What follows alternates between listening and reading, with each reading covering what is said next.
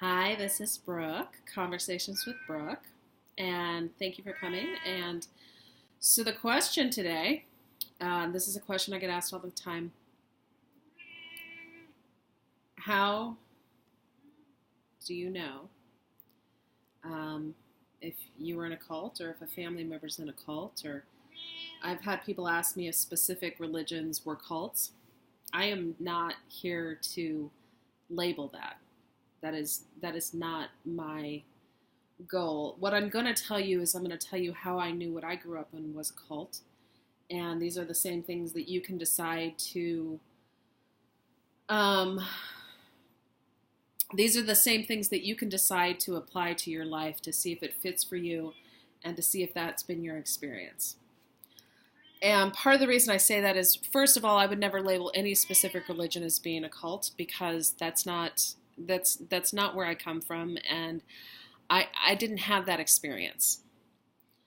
Um, I think that even in the best of situations, you can have people who mislead the way something is taught and use it to control.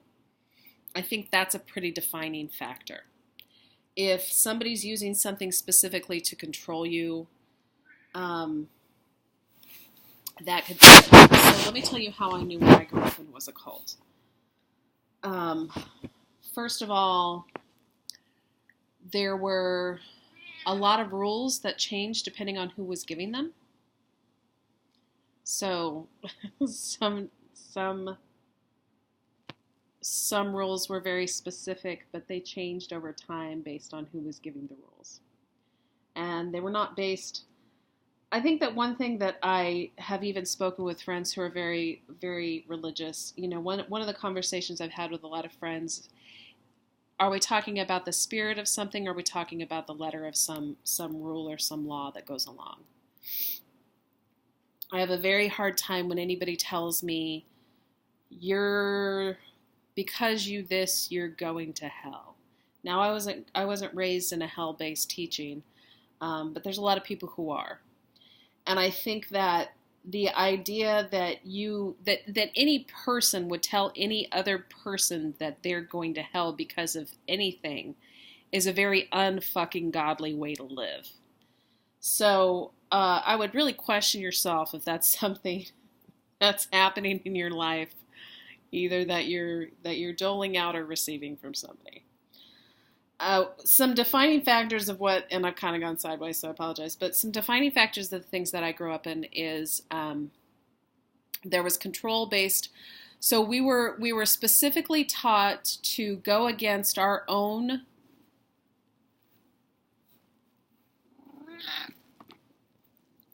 We were specifically taught to go against our own feelings.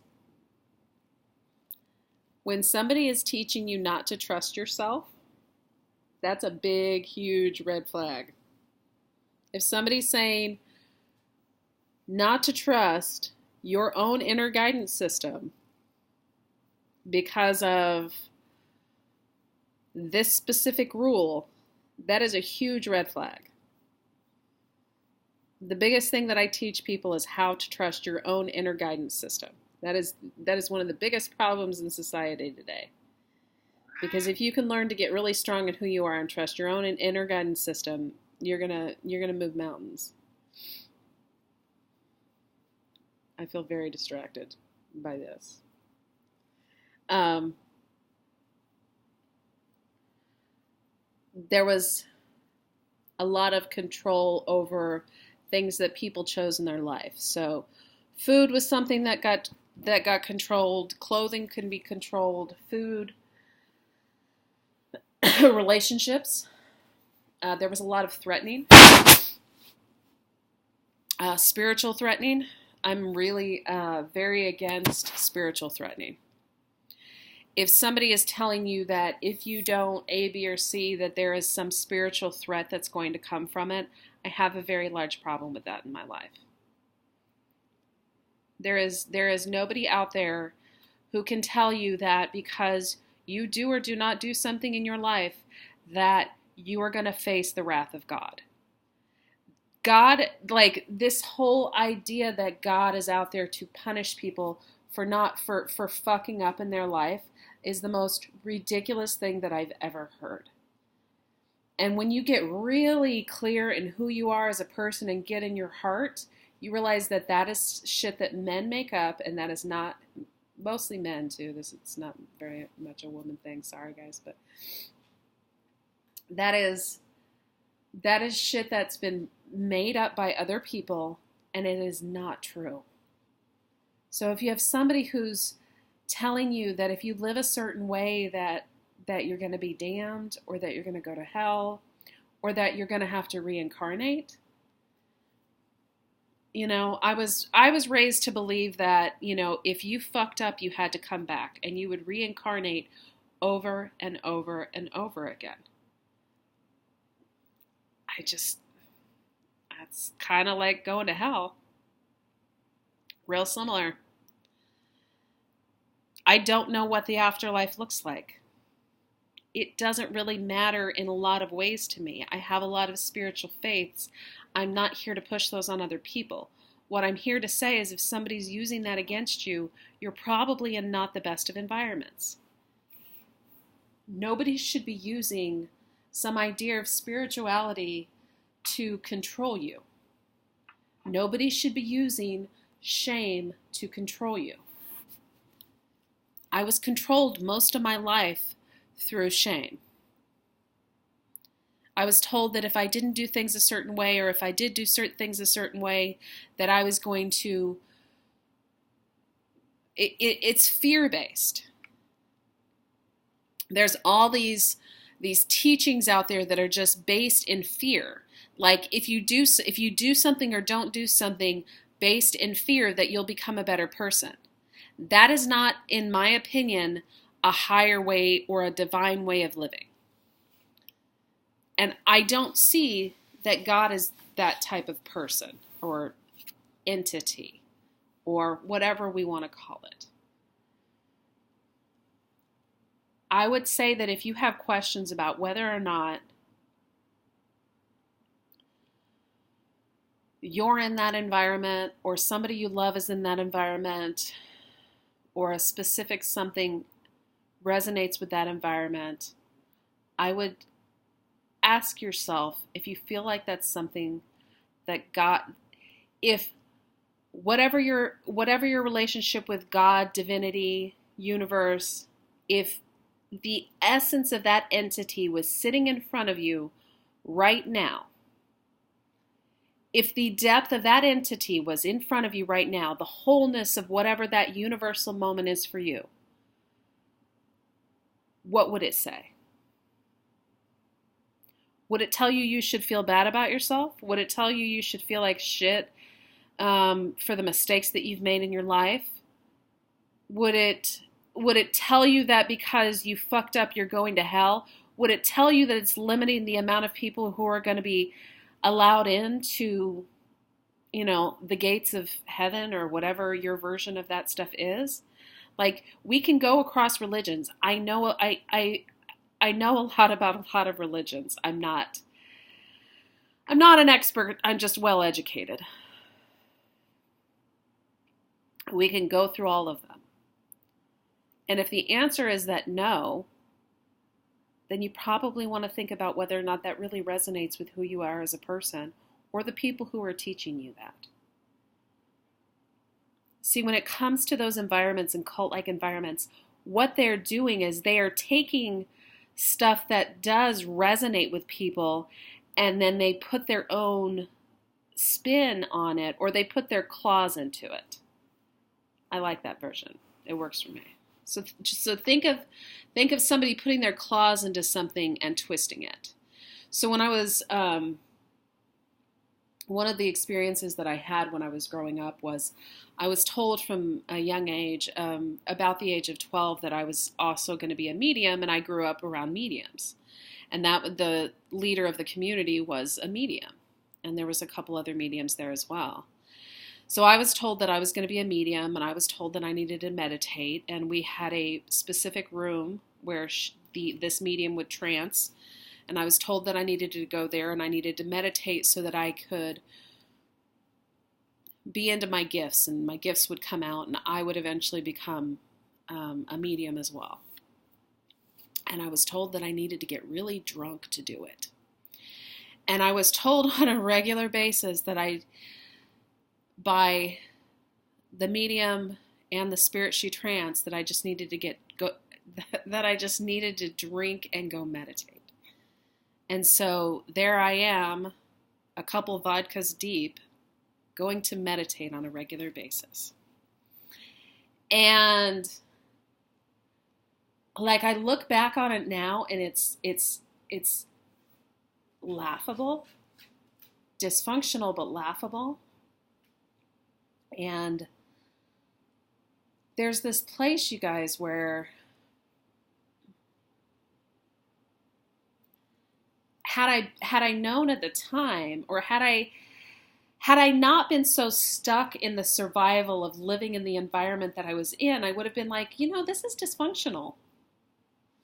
And when I came out, one of the only things that got me back into meditating and making it a non-dysfunctional experience in my life, because I had learned, I learned all these beautiful things with this poison that was like mixed in with them. So coming out of it was like, how do I take all of this how do I take some of the stuff that I grew up with and take the dysfunction and the abuse out of it? That's really hard. That's the difficulty of coming out of an environment, is like, how do you save some part of your spirituality when it's been twisted? And it's painful. And one of, when I was going to school and getting my degree, which I was doing in my 30s, one of the classes that I took was on the spiritual aspects of healing. And I began learning about meditation in a very different way. And so I start taking this class, and they started doing all the science behind meditation. This is why I am a huge I'm a huge pusher of meditation, because it has so many benefits. And if you ever decide to work with me, I will help you. I will walk you through starting it if you've never done it before, but you will begin meditating if you work with me. Because the science behind meditation, like, I started learning about all these different studies that had been done where they taught people how to meditate and the physical effects, not just the physical benefits that it had, but they did this particular study where they had all of these people who were going into a specific surgery do meditation before the surgery. So they had all these people who did do it, they had all these people who didn't do it, so they had, a baseline and everything. And the people that they taught this meditation, what they taught is they taught them how to move the blood from that area where the surgery was going to be had. And so the study showed that the people who did this meditation prior to the surgery lost a significant amount less blood. Almost, I want to say it was more than 50%. I'd have to find the study, and I was fascinated by it. And I was like, and within this group that I was in, we started doing all these different, or within the class that I was in, we started doing all these meditations where we practiced doing different things, including moving the blood around your body. You can put focus on different areas of your body in meditation, whether it's for healing or whether it's for different things, and it can, you can do it for headaches and all kinds of stuff. It's amazing. It's amazing. But coming from being told to get wasted and go meditate, and then having this experience where it was like it healed something for me, because it allowed me to see that this could be something that didn't have to be dysfunctional, and that had some really amazing benefits in my life. So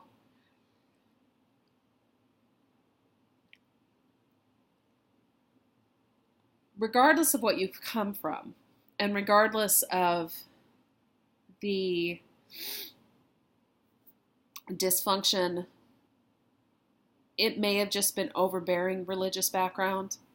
You know, you can grow up in a very mainstream religion and just grow up with either family member who is very overbearing in the religious beliefs, or specific churches that are, or, you know, I mean, you have the right at any time to decide to heal from something and decide if something resonates with you within your heart. You know, there's not some hard, fast rule about everything that's supposed to exist in your life. You get to choose that.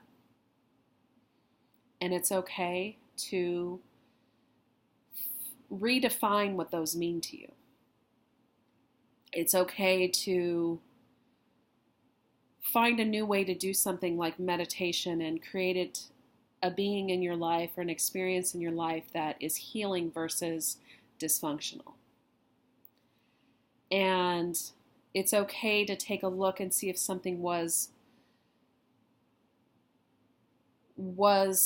worse than you thought it was. It was years before I admitted that I grew up in a cult. It was years before I realized that that was my experience. It was years before I saw, and part of it is it's painful to admit that to yourself. It's painful to know that there was people that you grew up with in your life who were using you for things like money. They were using my family for money. That was the reality of why my parents were there. And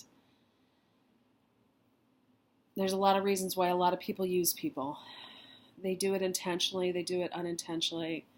I don't know what your experience is, but hopefully this helps you to get a little bit different idea.